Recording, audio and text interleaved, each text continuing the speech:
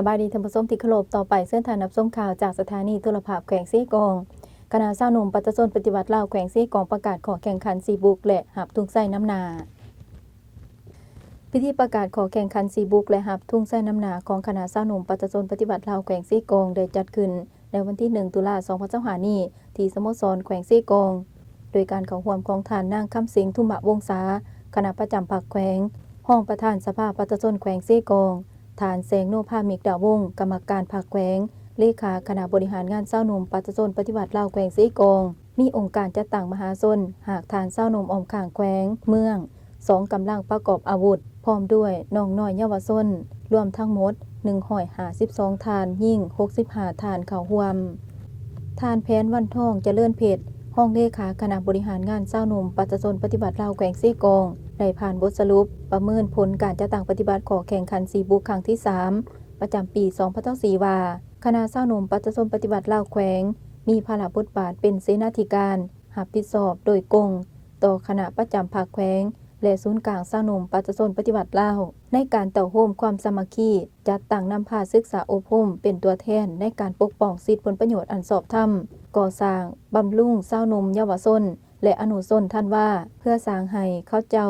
กลายเป็นกำลังประจันบานและเป็นกำลังหนุนเพื่อสืบทอดภารกิจของภาคของชาติเคลื่อนไหวศึกษาอบรมทางด้านการเมืองแนวคิดให้สมาชิกชาวหนุ่มวัยหนุ่มและเยาวชนที่อยู่ในความรับผิดชอบของตนอย่างต่างหน้าไปเคียงคู่กับการจัดตั้งปฏิบัติขบวนการขอแข่งขันซีบุกของชาวหนุ่มและขอแข่งขัน 3D 4 6ของเยาวชนเข้าร่วมเสื่อมซึมแนวทางนโยบายของภาคระเบียบกฎหมายของรัฐมติต่างๆได้ทั้งหมด201ครั้งมีผู้เข้าร่วม 10,920 สหายยิ่ง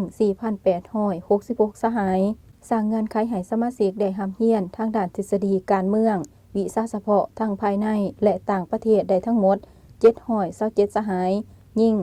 318 สหายได้เอาใจใส่ปรับปรุงการจัดตั้งเศร้าหนุ่มแต่ละคันให้มีความเข้มแข็งหนักแน่นในแต่ละหากฐานซึ่งมีหน่วยเศร้าหนุ่มหากฐานทั้งหมด342หน่วยในนั้นเมืองกะลืม86หน่วยเมืองดักจึง96หน่วยท่าแตง83หน่วยและละม่าม77หน่วยนอกนี้ยังได้เป็นเจ้าการวางแผนสร้างเงื่อนไขปลุกระดมให้เศร้าหนุ่มด้อยโอกาสได้ศึกษาหำเฮียนและมีแบบเฮ็ดงานทำสั่งให้เศร้าหนุ่มกลายเป็นเศร้าหนุ่มตัวแบบซึ่งมีทั้งหมด111สหายยิ่ง56สหายมีกองทุนทั้งหมด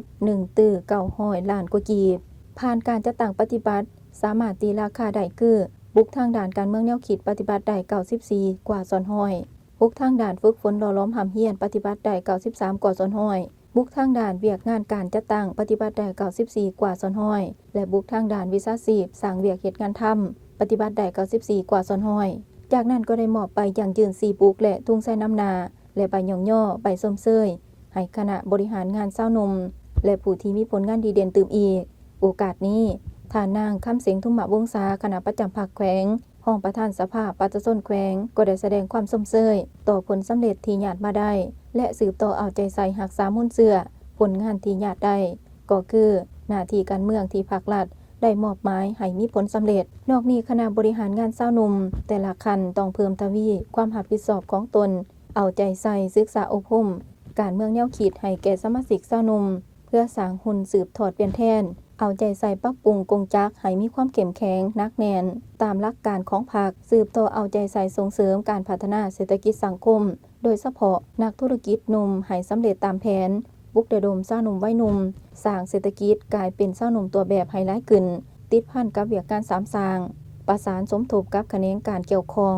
ต้านสกัดกันปรากฏการหย่อทอนให้ทันแถวเศร้าหนุ่มเยาวชนให้ลดหน่อยถอยลงเทื่อละก้าว